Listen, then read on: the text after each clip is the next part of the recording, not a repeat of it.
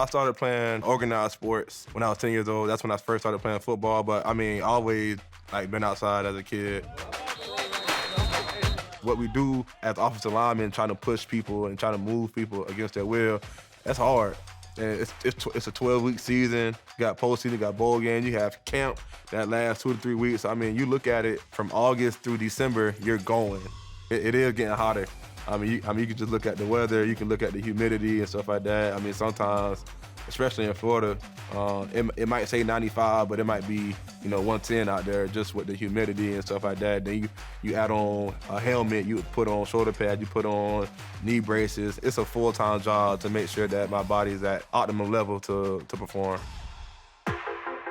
We're really fortunate here. We have 7 certified and licensed athletic trainers that work a football practice. And in addition to that, we also have athletic training students.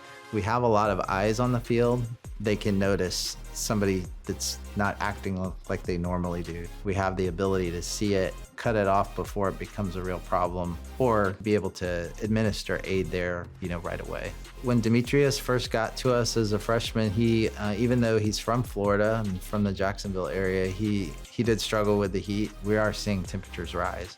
And, whether it's 2 degrees or 3 degrees, that's a big difference in an athlete. It's a big difference in how they can perform, and it's a big difference in whether we can keep them safe or not. Our bodies are very resilient. We're always striving to be in the state of homeostasis. So if your temperature is increasing and your body feels hot, your body responds by sweating and trying to cool down. However, there is a limit. If you're not able to dissipate that heat or get rid of that heat from your body, your temperature starts to rise. You start to become dehydrated. At some point, your body starts to deteriorate, basically. So if you have that really elevated core body temperature, or you become very dehydrated, your body is not going to be able to continue doing the work that you were doing.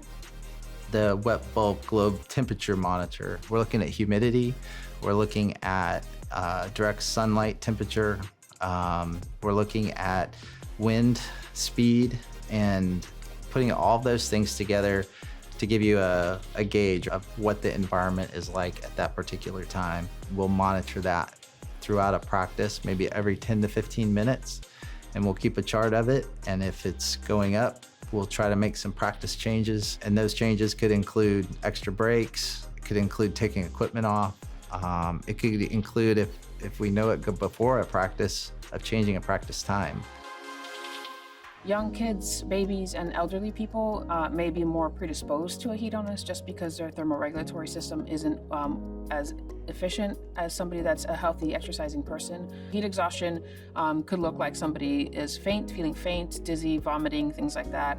And that's usually just they're outside in the heat and they're not used to it, and they could only take so much. Somebody may feel nauseous, headache, etc. So getting them to a cool area. If they have excess clothing, maybe removing some of their clothing and cooling them with a cold towel and making sure they stay hydrated would be the best thing to do for that.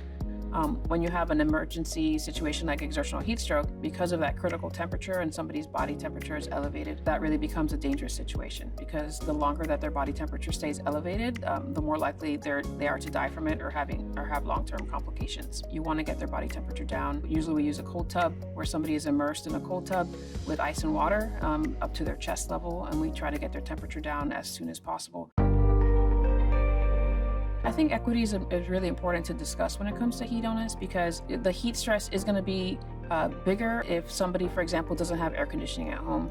So you might have somebody that works outside, goes home, doesn't have air conditioning. Heat stress could have a carryover effect, where if you are exposed to heat and then you don't kind of get that break and your body temperature doesn't completely come down and regulate, you might be at an increased risk for a heat illness the following day. We want to work hard, we want to be tough, but we also want to be smart.